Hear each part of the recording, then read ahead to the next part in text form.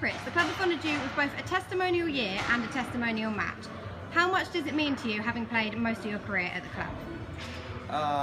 It's been a huge honour for me, especially to have the club, first of all, show so much faith in me that they've basically been willing to have me around for so long. And for me personally, it's always been, well, I've always sort of prided myself on sort of being a one club man.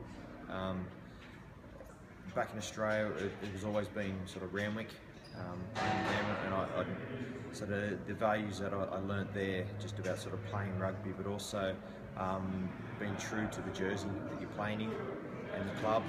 And I think that's sort of carried over. Sort of when I come to Bedford, it's always been the club I've wanted to come through. It's been my first choice. So that when negotiations and contract talks always come up, there's other offers there, but Bedford's always sort of been that one. I've always sort of made it my home. Always, it's always been like quite fond to me. And apart sort of like the time spent away at Plymouth, where sort of Bedford, they just sort of had other options there, so I had to sort of make do heading down to Plymouth. I enjoyed my time down there, but it was always a pleasure to sort of get that phone call after Northampton to come back and be a part of the club again. So can you tell us a little bit more about the match on Friday the 8th of May? Look, it's basically just, it's a get-together, a celebration. Trying to get in as many guys that have been a part of the Blues in the past, guys that I've played with, that I've admired through my career, some Canadian guys, wanting to get a bit of game time in before we head off with camp.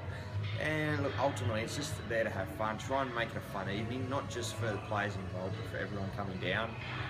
Looking at sort of getting some bouncy castles and activities for the kids. We got some involvement from the Junior Blues, coming in playing some games sort of before and during half time.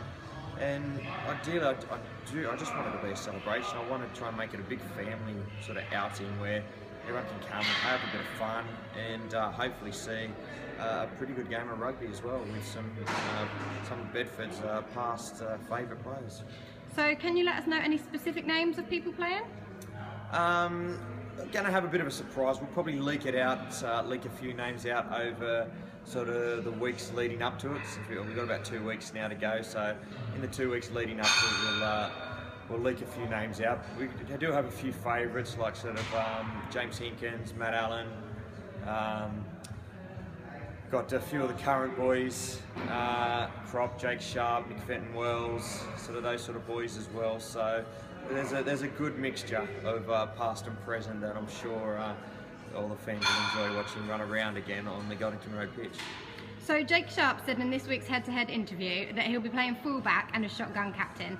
Other rumours suggest Mike Rea deserves that jersey. Where will you fit in and representing what side? Look, you can't go against the shotgun rule. So he can definitely have the captain's badge, that's for sure. I'll let him have that.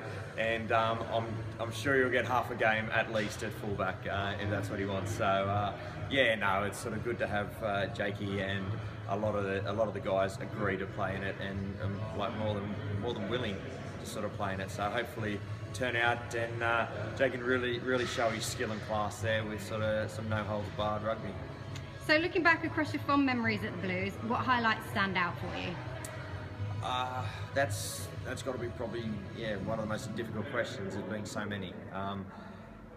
Been a lot of highlights, sort of a lot of not so sort of highlights, lowlights where we've just missed out on things. But